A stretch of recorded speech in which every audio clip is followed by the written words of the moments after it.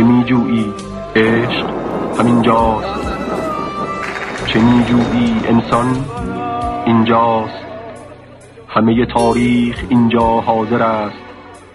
بدر و حنین و عاشورا اینجاست و شاید آن یار او هم اینجا باشد.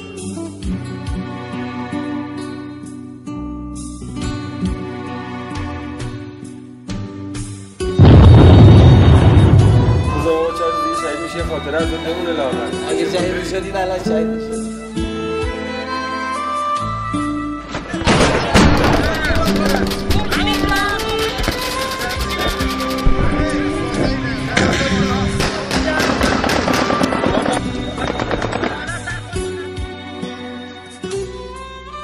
ما وارث انبیا هستیم و غایات الهی آفرینش انسان در وجود ماست که معنا می‌یابد.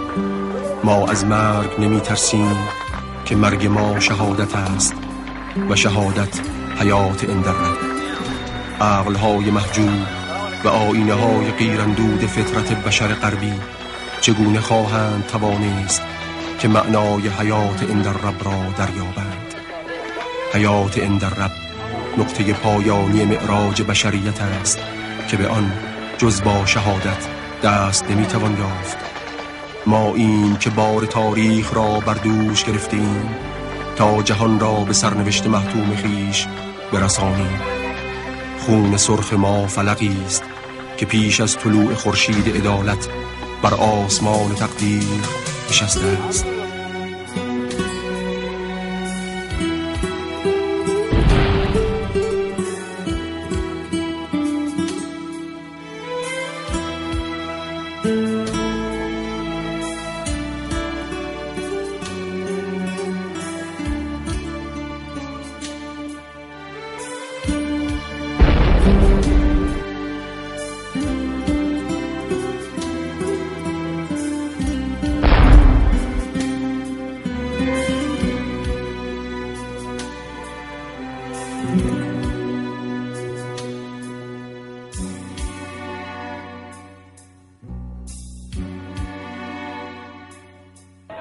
ما همه افقهای معنوی انسانیت را در شهدا تجربه کردیم.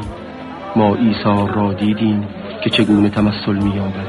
عشق را هم، امید را هم، ذوق را هم، شجاعت را هم، کرامت را هم، عزت را هم، شوق را هم و همه آنچه را که دیگران جز در مقام لفظ نشنیدند ما به چشم دیدیم. ما دیدیم که چگونه کرامات انسانی در عرصه مبارزه به فعلیت میرسد. ما معنای جهاد اصغر و اکبر را درک کردیم. آنچه را که عرفای دلسوخته حتی به سر دار نیافتند ما در شبهای عملیات آزمودیم. ما فرشتگان را دیدیم که چسان عروج و نزول دارند. ما عرش را دیدیم.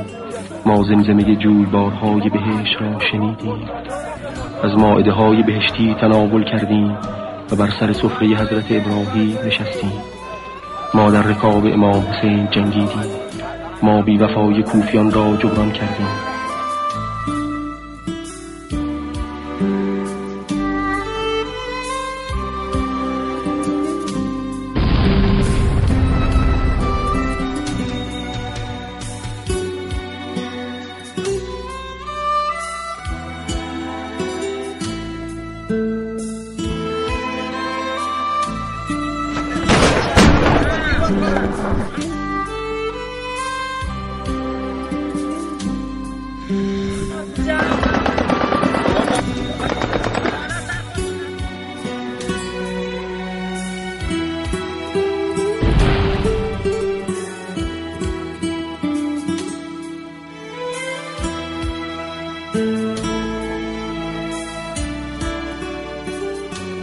این صدا اون صدایی است که بزرگترین حرفا رو میزد، به خودش اعتقاد داشت.